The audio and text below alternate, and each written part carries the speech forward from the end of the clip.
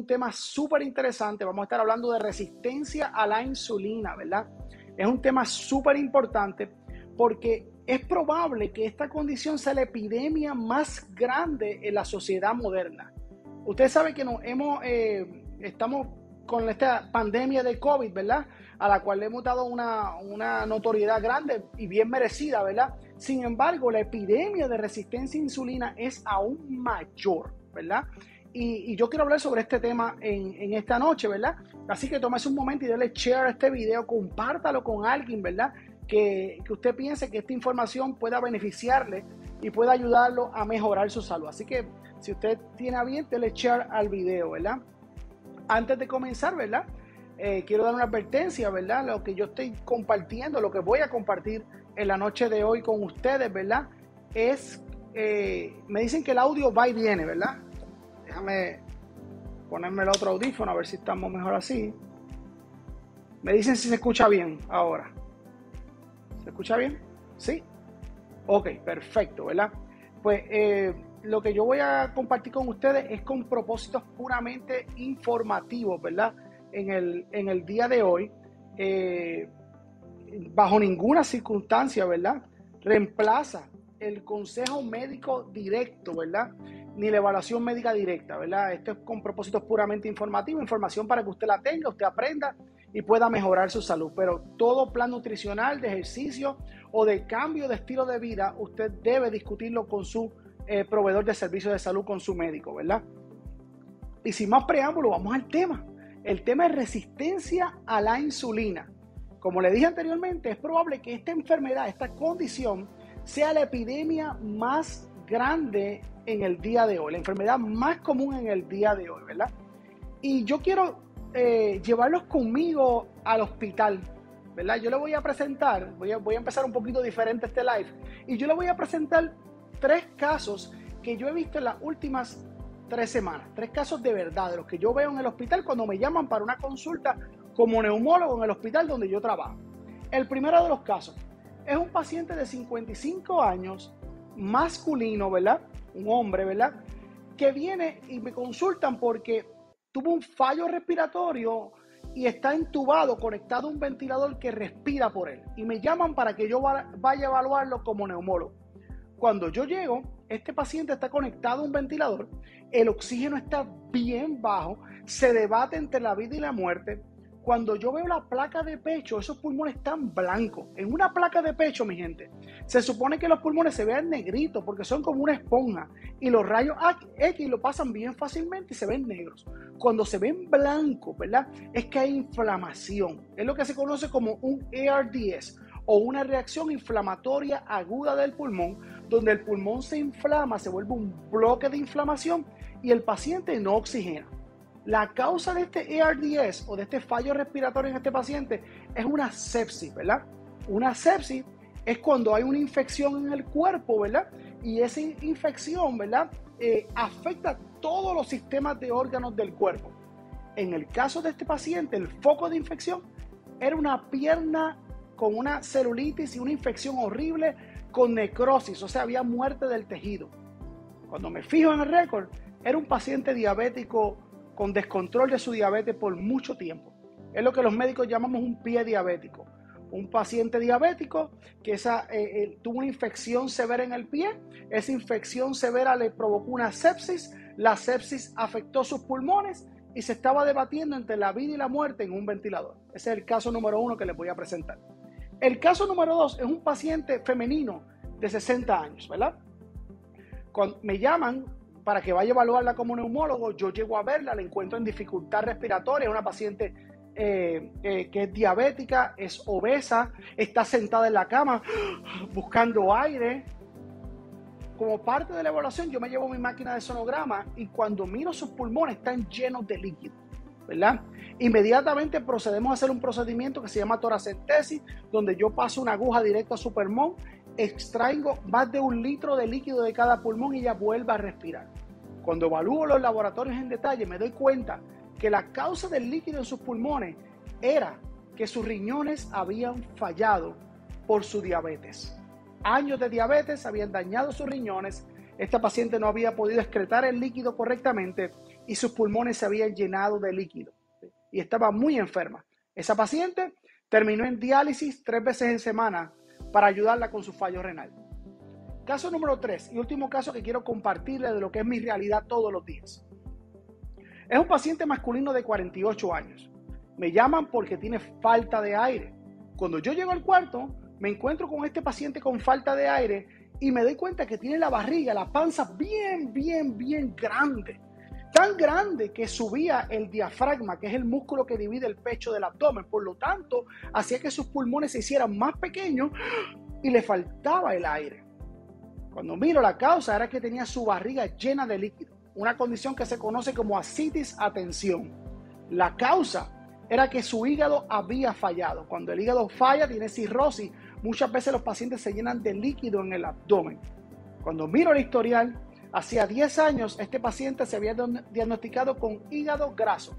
Había progresado a cirrosis y ahora, como su hígado había fallado, se había llenado de líquido. Hubo que hacerle un procedimiento que se llama paracentesis y bajo sonografía yo inserté una aguja en su abdomen y obtuve 5 litros de líquido para que él volviera a respirar. Pero ese hígado ya está dañado para siempre. Ese hígado, el único remedio que tenía es un trasplante, ¿verdad? Estos 3 casos son 3 de los muchos casos que yo veo toda la semana. ¿Qué tienen estos 3 casos en común? Estas 3 condiciones que estaban a punto de causar la muerte de estos pacientes comenzaron siendo resistencia a insulina. La resistencia a insulina fue la que provocó todas estas condiciones que yo acabo de describir en estos pacientes. ¿Cuándo comenzó la resistencia a insulina? Muchos años antes. ¿Y sabe qué? En estos pacientes nunca se diagnosticó, nunca se le habló del tema, no sabían ni lo que era resistencia a insulina. Por eso es tan importante este tema, porque es una epidemia gigante, produce condiciones catastróficas a largo plazo, pero no le damos la importancia, nunca se diagnostica, ni el paciente sabe que la tiene, ni el profesional de la salud muchas veces se preocupa por diagnosticarlo y progresa hasta que muchas veces hay condiciones que ya no tienen cura. Es un tema sumamente importante, ¿verdad? Y por eso es que yo quiero hablar con ustedes hoy de resistencia a insulina. Para hablar de resistencia a insulina, primero tenemos que saber qué es la insulina. Y todo el mundo piensa en la insulina como el medicamento que se inyectan algunos diabéticos. Sin embargo, la insulina es una hormona, ¿verdad? ¿Qué es una hormona? Una hormona es una sustancia, generalmente es una proteína, que se produce en un lugar del cuerpo, viaja por el torrente sanguíneo y llega a otro lugar del cuerpo donde ejecuta su función. En el caso de la insulina, es producida por el páncreas, que es un órgano, ¿verdad? Que está justo detrás del estómago, ¿verdad? Y las células beta del páncreas, que son unas células especiales que tiene el páncreas, producen la insulina. La función más conocida de la insulina es que nos ayuda a disminuir los niveles de glucosa, de azúcar en sangre, ¿verdad? Todos sabemos que el exceso de azúcar en la sangre es tóxico. La insulina se encarga de disminuir los niveles de glucosa y promueve que la glucosa entre a las células y la saca así del torrente sanguíneo, de la sangre, ¿verdad? Esa es la función más conocida de la insulina. Sin embargo, la insulina tiene muchas otras funciones, por eso se conoce como la hormona maestra. La insulina es una hormona tan importante que todas las células de nuestro cuerpo tienen receptores para la insulina. O sea, que cuando la insulina se secreta en el páncreas, llega a todas las células de nuestro cuerpo y ejecuta funciones. La más conocida de ellas es disminuir los niveles de glucosa en sangre. Ya que conocemos la insulina, vamos a definir qué es resistencia a insulina. Y la resistencia a la insulina es esta condición donde la insulina, ¿verdad? La insulina tiene un receptor y el receptor de la insulina, que es donde la insulina ejecuta su función, este receptor ya no responde de forma igual a la insulina. O sea, la insulina llega, pero el receptor ya no responde, ya no la recibe igual y ya no ejecuta la función de la misma manera. Pierde respuesta a la acción de la insulina. ¿Cómo compensa nuestro páncreas esta función? Secreta aún más insulina, o sea, exceso de insulina. Entonces se presentan 2 situaciones hormonales que ocurren juntas. Resistencia a la insulina, el receptor no responde a la insulina de manera adecuada y tu páncreas secreta exceso de insulina, lo que se llama hiperinsulinemia, o sea, exceso de insulina. Y esto ocurre de manera simultánea, ¿verdad? Y esto es bien importante. Esto es lo que se conoce como resistencia a insulina. Y esta condición es tan y tan común que se cree que 2/3 partes de la población la padecen. O sea que es una epidemia, pero la mayoría de la gente no sabe que la tiene. Definimos qué es resistencia a insulina, así que me tomo un brequecito. Si a usted le está interesando lo que está escuchando, dele share al video, compártalo con alguien que esta información pueda ser de beneficio, ¿verdad? ¿Qué produce la resistencia a insulina? Esa es la otra pregunta. ¿Qué lo produce? Y fíjate, la mayoría de los científicos están de acuerdo que hay algunos factores que pueden producir resistencia a insulina. Por ejemplo, la acumulación de grasa en el abdomen. Cuando acumulamos grasa en el abdomen, principalmente lo que se conoce como grasa visceral. ¿Qué es grasa visceral? La grasa que se metió en la cavidad abdominal, dentro, entre los órganos, entre los riñones, entre los intestinos, allá adentro. Esa grasa que está allá adentro, que no es normal que haya esa cantidad de grasa ahí, provoca resistencia a insulina. O sea, hace que el receptor de insulina pierda la respuesta a la acción de la insulina, ¿verdad? Y hoy en día, con la epidemia o por la cantidad, ¿verdad? Es la palabra correcta, de comida procesada, cargada de azúcar, cargada de carbohidratos, la mayoría de la gente tiende a acumular grasa en el abdomen, lo cual puede predisponer a resistencia a insulina. Número 2, el exceso de insulina puede provocar resistencia a insulina. Y escúchame bien que esto es bien interesante. Si yo tengo un paciente, ¿verdad?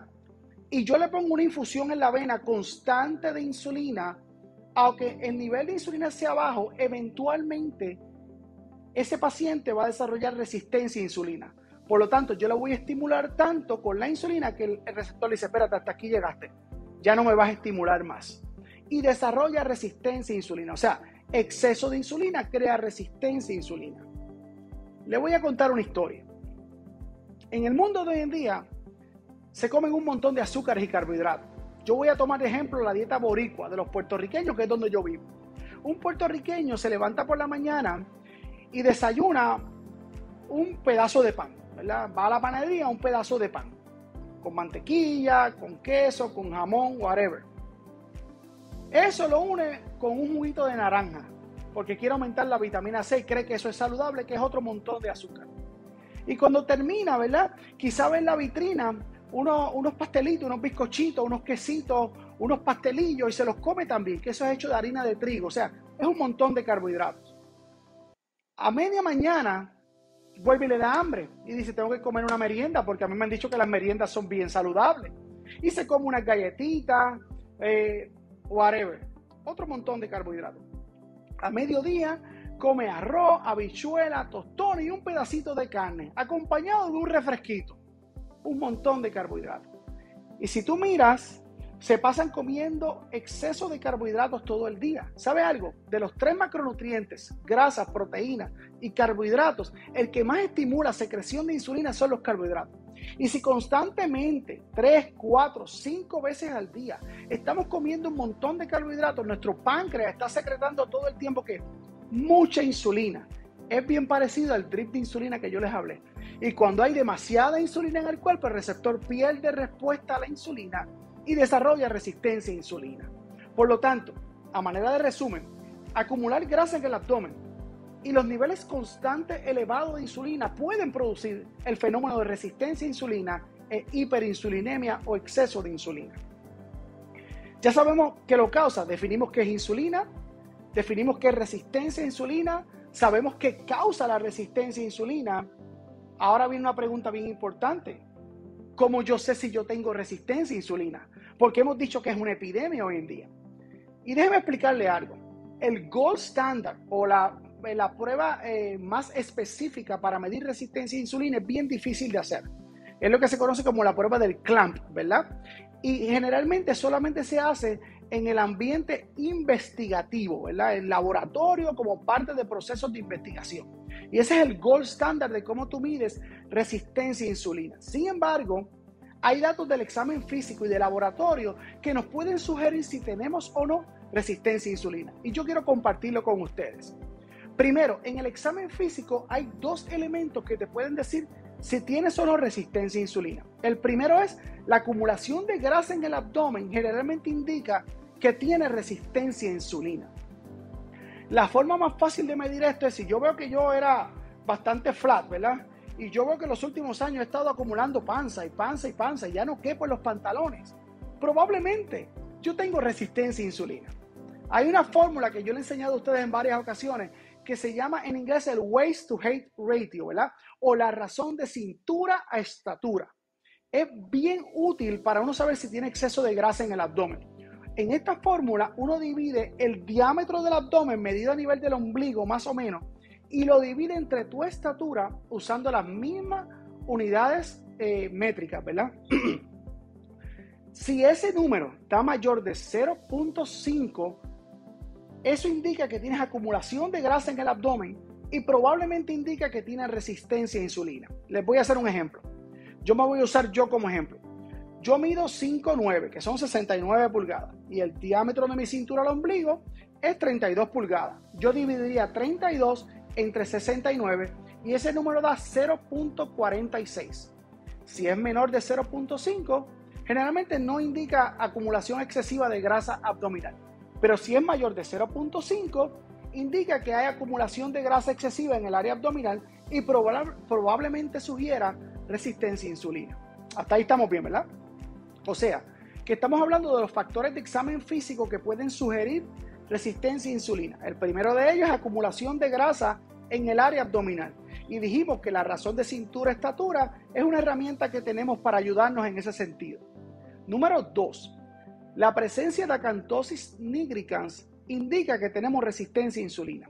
¿Qué es acantosis nigricans? Es ese pigmento oscuro que muchas veces sale en el cuello, en las axilas, en la ingle de la gente que gana grasa abdominal. Generalmente la piel se pone gruesa y muchas veces pueden tener skin tags o la piel se pone con apariencia de verrugas, ¿verdad? Esto no es normal, mi gente. Cuando esto aparece en el cuello, en las axilas, en la ingle y puede ocurrir en otros lugares del cuerpo también, inclusive la cara, los nudillos, habla de que tenemos resistencia a insulina. Es un marcador de resistencia a insulina en el examen físico. Y es bueno que entendamos esto porque a mí me han llegado niños, adolescentes, que tienen acantosis nigricans y las mamás y los papás les estrellan el área con un cepillito como si fuera algo sucio o falta de aseo y no tiene que ver nada con esto. Es un marcador de resistencia a insulina, es una condición médica y la manera de resolverla es resolviendo la resistencia a insulina. O sea que hasta aquí estamos. Mira, en el examen físico, si tengo acumulación de grasa en el área abdominal o tengo acantosis nigricans, esto indica que probablemente tengo resistencia a insulina. Ahora bien, hay datos de laboratorio que también nos ayudan a saber si tenemos o no resistencia a insulina. Y yo les voy a mencionar los más importantes. Número 1, si usted tiene una glucosa, un azúcar en ayuna elevada, mayor de 100 miligramos por decilitro, probablemente usted está en rango de prediabetes y tiene resistencia a insulina, ¿verdad?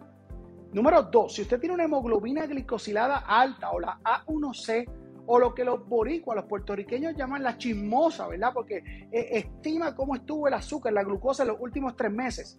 Si esa hemoglobina glicosilada está alta, mayor de 5.8, habla de que probablemente tenemos resistencia a insulina. Este otro valor que voy a discutir es bien importante porque casi nadie lo pide. Si usted tiene insulina en ayuna alta, elevada, esto probablemente indica que usted tiene resistencia a insulina. Y este valor es bien importante, porque hay gente que puede tener la glicosilada normal, puede tener la glucosa en ayuna normal, pero a expensa de un páncreas sobretrabajando y secretando exceso de insulina. Y ese paciente está igual de enfermo del que tiene glucosa alta. Lo que pasa es que como no pedimos la insulina, no lo diagnosticamos. Te voy a dar un ejemplo. Esta semana yo tuve este paciente que me dice, doctor, yo me siento bien mal, yo he aumentado grasa en el abdomen, me aumentó la presión arterial, pero mi azúcar está bien, yo siempre salgo bien. Cuando yo le envío los estudios, su glucosa era de 98, pero a expensa de un exceso de insulina. Su insulina en ayuna estaba en 30, tenía exceso de insulina, ¿verdad? Y tener exceso de insulina en ayuna habla de resistencia a insulina. Valores por encima de 8, y hay literatura que dice que ya por encima de 6 en ayuna habla de resistencia a insulina. Otro valor que es bien importante son los triglicéridos, ¿verdad? Si usted tiene triglicéridos altos, es muy probable que usted tenga resistencia a insulina. ¿Cuánto es alto? Según la literatura, mayor de 150. Para mí, ya por encima de 100, yo tendría cuidado y probablemente hable de tener resistencia a insulina, ¿verdad? Hay dos formulitas que nos ayudan a predecir, ¿verdad? O a diagnosticar resistencia a insulina. La primera es usando los valores del panel de lípidos, ¿verdad? En el panel de lípidos está el colesterol, el LDL, que es lo que la gente llama erróneamente colesterol malo, el HDL, que es lo que la gente llama erróneamente colesterol bueno, y triglicéridos. Usted va a dividir triglicéridos entre el HDL o lo que la gente llama colesterol bueno. Ese número, si está mayor de 3, habla de que usted tiene resistencia a insulina. Inclusive, hay literatura que ya cuando está por encima de 2, habla de resistencia a insulina. Inclusive, la literatura científica dice que la razón de triglicéridos sobre HDL, o sea, la división de triglicéridos sobre HDL, es un marcador indirecto de resistencia a insulina. ¿Está bien? Bien efectivo y bien fácil de medir. Si usted divide triglicéridos entre HDL y da mayor de 3, es probable que usted tenga resistencia a insulina. ¿Está bien? Y hay literatura que dice que ya por encima de 2, probablemente tenga resistencia a insulina.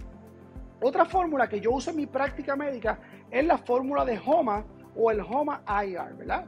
HOMA es H-O-M-A raya I-R, ¿verdad? Esta es una fórmula que nos ayuda a diagnosticar resistencia a insulina. En esta fórmula, usted multiplica la glucosa en ayuna por la insulina en ayuna. Y ese producto de esa multiplicación, usted lo divide entre 405. Una persona metabólicamente saludable y sensible a la insulina, ese valor debe ser menor de 1. Mayor de 2 habla de resistencia a insulina, ¿verdad? Y es una fórmula que yo la uso constantemente en mi práctica porque me ayuda mucho, me da mucha información. Si está por encima de 2, habla de un paciente que tiene resistencia a insulina e hiperinsulinemia, exceso de insulina, ¿verdad que sí? Hasta ahora, en resumen, para diagnosticar resistencia a insulina hay datos de examen físico, acantosis nigricans, exceso de grasa en el abdominal, y hay valores de laboratorio que nos ayudan a decir si ese paciente o esa persona tiene o no resistencia a insulina. Yo sé que es un tema denso, es mucha información, casi nadie habla de esto, así que si usted se perdió en el camino, cuando yo termine el video, esto queda grabado en Facebook, usted le da para atrás, lo ve con calma, lo comparte con alguien que usted piensa que le puede ser de beneficio, ¿verdad? Para que tenga esta información. Ahora viene la pregunta más importante, ¿verdad? Una de las más importantes del live. ¿Por qué es importante saber si yo tengo resistencia a insulina, ¿verdad? ¿Por qué importa?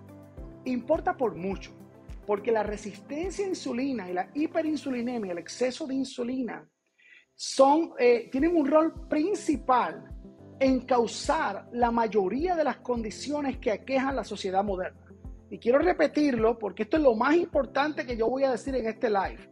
La resistencia a insulina es el motor por el cual ocurren la mayoría de las condiciones comunes que aquejan la sociedad moderna. Y si no tiene un rol principal, ciertamente tener resistencia a insulina agrava estas condiciones, ¿verdad? Voy a mencionar cuáles son. Resistencia a insulina es la principal causa de enfermedad cardiovascular, ¿verdad? Entiéndase infartos al corazón, entiéndase stroke o infartos cerebrales, e hipertensión o presión alta.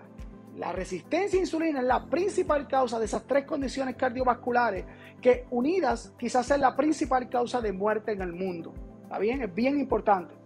Resistencia a insulina es una de las causas principales de enfermedad del hígado. Fíjese que vivimos en un mundo donde hay una epidemia de hígado graso. Ese hígado graso en su mayoría es causado por resistencia a insulina. Muchos de esos pacientes con hígado graso van a progresar a inflamación, una condición que se conoce como esteatohepatitis. Y un grupo de esos pacientes que tienen inflamación del hígado va a progresar a cáncer de hígado o a cirrosis del hígado, que es la enfermedad terminal del hígado.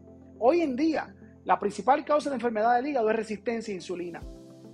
La resistencia a insulina aumenta el riesgo de ciertos tipos de cáncer, entre ellos 3 de los más comunes: cáncer de seno, cáncer de colon y cáncer de próstata. Estos 3 tipos de cáncer no es que sean causados directamente por resistencia a insulina, pero tener resistencia a insulina aumenta la incidencia de estos tipos de cáncer, en especial cáncer de seno. Tener resistencia a insulina aumenta el riesgo de padecer de la demencia por Alzheimer. La asociación entre resistencia a insulina con Alzheimer es tanta que muchos científicos le dicen al Alzheimer diabetes tipo 3. Si usted tiene resistencia a insulina, es probable que su riesgo de padecer de Alzheimer aumente de 5 a 10 veces. O sea que es una unión bien cercana entre resistencia a insulina y Alzheimer. Tener resistencia a insulina aumenta el riesgo de padecer de ovario poliquístico, inclusive está involucrada en la patogénesis de ovario poliquístico. Resistencia a insulina es la causa, escucha bien, resistencia a insulina es la causa por la cual ocurre diabetes tipo 2, que es el tipo de diabetes más común en el mundo. Al mismo tiempo, diabetes tipo 2 es una causa importante de enfermedad cardiovascular. Diabetes tipo 2 es la principal causa de fallo renal, de fallo de los riñones y de gente que cae en diálisis por esto. Diabetes tipo 2 es la principal causa de pérdida de visión en el mundo. Y diabetes tipo 2 es la principal causa de amputaciones de extremidades inferiores en el mundo. Y escúchelo bien, la diabetes tipo 2 es causada por resistencia a insulina. ¿Está bien? Si usted quiere evitar diabetes tipo 2, tiene que revertir resistencia a insulina. Tener resistencia a insulina aumenta el riesgo de depresión y ansiedad también. Tener resistencia a insulina aumenta el riesgo de enfermedad renal, como le dije. Y tener resistencia a insulina aumenta el riesgo de desarrollar asma de novo, o sea, diagnóstico de asma nuevo en la edad adulta. Y aumenta el riesgo de que el asma ya existente empeore. Por lo tanto, tener resistencia a insulina es un problema grande para nuestra salud, porque aumenta el riesgo de todas estas enfermedades y muchas de estas enfermedades son potencialmente fatales, ¿verdad? Y disminuyen grandemente nuestra calidad de vida. Ahora viene la pregunta más importante. Y si usted se perdió el live completo, usted le va a dar para el frente hasta aquí. Porque esta pregunta es súper importante. ¿Cómo revertimos la resistencia a insulina? Y yo sé que usted, que estas 800 personas que están conectadas, están esperando esta parte. ¿Cómo revertimos resistencia a insulina? ¿Verdad? Y grábese esto. Para revertir resistencia a insulina es importante que hagamos 3 cosas. Número 1, usted tiene que bajar la cantidad de carbohidratos en la dieta. Súper importante, mi gente. Desde la década del 90 hay decenas de estudios científicos que comprueban que la restricción de carbohidratos o el hecho de disminuir carbohidratos en la dieta ayudan a revertir resistencia a insulina. Estamos hablando desde la década de los 90, no son estudios nuevos. Y estos estudios se han repetido vez tras vez tras vez. Inclusive, nosotros, aquí en el área oeste de Puerto Rico, en Mayagüez, este servidor unido a unos residentes de medicina de familia del Hospital Bellavista en Mayagüez y unido a la psicóloga, la doctora Brenda Ríos, realizamos un estudio con pacientes que tenían síndrome metabólico y resistencia a insulina. Y estos pacientes entraron en una dieta baja en carbohidratos. Para propósito de nuestro estudio, usamos menos de 40 gramos netos de carbohidratos. Y al cabo de 3 meses, la mayoría de los pacientes que completaron el estudio habían mejorado o revertido la resistencia a insulina. O sea, que inclusive tenemos data científica en población de hispanos sobre este tema, ¿verdad? Y yo creo que yo no voy a entrar sobre cómo bajar carbohidratos en la dieta. Eso es algo que yo lo he tocado en otros live. Inclusive el día 28 de diciembre pasado hice un live completo sobre cómo realizar una dieta baja en carbohidratos. Pero en resumen, alguien que baja carbohidratos en la dieta tiene que eliminar 4 cosas de la dieta. Número 1, todo lo que esté hecho de granos como trigo, maíz y arroz. Tiene que eliminar el pan, los bagels, las donas, los bizcochos, los pasteles, las pastas, los cereales, las pizzas, todo este tipo de alimentos hechos de harina. Hay que eliminarlos porque tienen demasiados carbohidratos y van a seguir estimulando la insulina.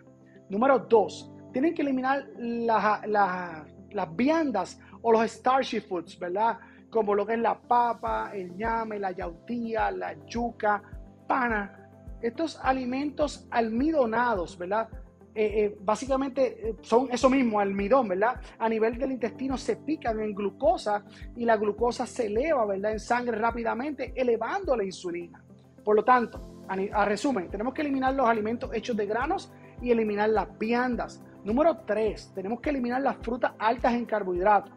En mi país, Puerto Rico, principalmente el problema son 5: guineo o banana, plátano, piña, mango y uvas. Especialmente para los hispanos, guineo y plátano, ¿verdad? Y para los boricuas eso incluye mofongo, arañita, tostones, platanutri, pasteles, que son delicias de nuestra cocina, pero tienen muchos carbohidratos para alguien que tenga resistencia a insulina. Y número 4, hay que eliminar los dulces y las bebidas dulces, especialmente las bebidas dulces, como jugos, refrescos, bebidas deportivas, malta, ¿verdad? Estos alimentos tienen un contenido de glucosa bien alto, de carbohidratos bien altos, por lo tanto van a estimular la secreción de insulina, ¿verdad? ¿Y qué comemos entonces? Y a manera de resumen, porque yo he discutido eso en detalle anteriormente, en una dieta baja en carbohidratos uno puede comer carnes y huevos, la que usted desee, puede ser pollo, pavo, res, pescado, crustáceo, conejo, lo que a usted le guste, lo que le caiga bien. Para efectos de su conteo de carbohidratos, carnes y huevos, son 0 gramos de carbohidratos. Esto no es totalmente real, ¿verdad? Porque en el músculo hay glicógeno, pero para efectos de su conteo de carbohidratos y mantenerlo sencillo, carne y huevos son 0 gramos de carbohidratos. Esto usted le une vegetales, ¿verdad? Como brócoli, lechuga, un poco de espinaca, espárragos, todo este tipo de cosas. El número 3, usted puede añadir frutas bajas en carbohidratos, como son las berries, las fresas, ¿verdad? Como strawberry, blackberry, raspberry, aguacate, chayote, aceituna, son ejemplos de frutas que son bajas en carbohidratos. Puede añadir un poco de nueces y almendras, ¿verdad? Que también son bajas en carbohidratos, con mesura, ¿verdad? Y puede incluir, para aquellos que lo toleren bien, lácteos bajos en carbohidratos, como queso, mantequilla, heavy cream, ¿verdad? Y eso es el grueso de lo que es una dieta baja en carbohidratos. Pero si usted quiere detalles sobre esto, vuelvo y le digo, yo tengo varios videos en YouTube y aquí en Facebook que explican en detalle cómo hacer una dieta baja en carbohidratos. También yo le expliqué en mi libro, 131 preguntas sobre dietas bajas en carbohidratos. Está en Amazon, Barnes & Noble, ¿verdad? Y explica en detalle cómo hacer una dieta baja en carbohidratos. Pero obviamente el primer paso para revertir resistencia a insulina es restricción de carbohidratos en la dieta. Otro punto de la nutrición es el ayuno intermitente, ¿verdad? En el periodo de ayuno, obviamente usted no está consumiendo alimentos, por lo tanto la insulina baja y esto potencialmente puede ayudarlo a revertir la resistencia a insulina. Si usted combina una dieta baja en carbohidratos con comer en una ventana de tiempo restringido, esto definitivamente lo va a ayudar a revertir resistencia a insulina. Ahora hablamos de la nutrición, la importancia de la nutrición, principalmente restricción de carbohidratos. Número 2, bien importante para revertir resistencia a insulina es hacer ejercicio. Muévase más. ¿Qué tipo de ejercicio? Mi gente, lo que a usted le guste. Lo importante es que usted se mueva. Tiene que moverse más. Hay estudios que muestran que con tan solo una caminata de 10, 15, 20 minutos la insulina comienza a disminuir. Es importante que comencemos a movernos más, haciendo lo que nos gusta. Puede ser caminar, bailar, hacer jiu-jitsu, boxeo, remar, pedalear, pero tenemos que movernos más. Somos demasiado sedentarios y esto contribuye a la resistencia a insulina, ¿verdad? Obviamente. Si a mí me toca decir qué sería lo ideal sería que ese paciente hiciera ejercicio cardiovascular como caminar, trotar, pedalear, remar y lo uniera con ejercicios de resistencia para ganar masa muscular. Y esto es bien importante, quiero hacer un paréntesis, en otro momento yo voy a hablar en detalle sobre el ejercicio, pero ganar masa muscular, aumentar, mire, la pepa ayuda a revertir resistencia a insulina, ¿verdad? O sea, ejercicio cardiovascular ayuda, y el ejercicio de resistencia ayuda a revertir resistencia a insulina, ¿está bien? Pero en otro momento les prometo hablar más sobre cómo usar el ejercicio para revertir resistencia a insulina. Hasta ahora hemos cubierto 2 puntos, la alimentación y el ejercicio. Y el tercer punto es el sueño.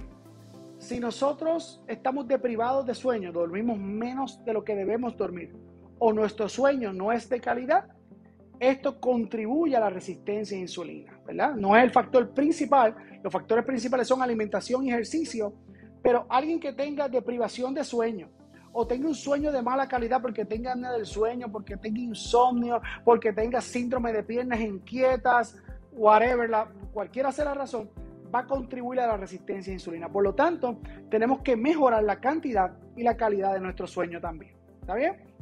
Yo creo que me he extendido bastante, ¿verdad?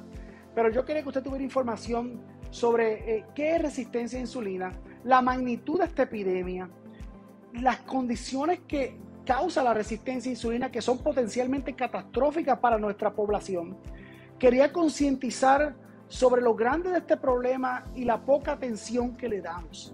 Estamos hablando que resistencia a insulina es la principal causa de la mayoría de las condiciones crónicas que aquejan la sociedad moderna, y muchas veces la gente está años y décadas padeciendo de resistencia a insulina y no se diagnostica a tiempo para poderlo revertir. Y yo quiero crear conciencia sobre esto, ¿verdad? Toda la información que yo cubrí con ustedes está en mi libro, 131 preguntas sobre dietas bajas en carbohidratos.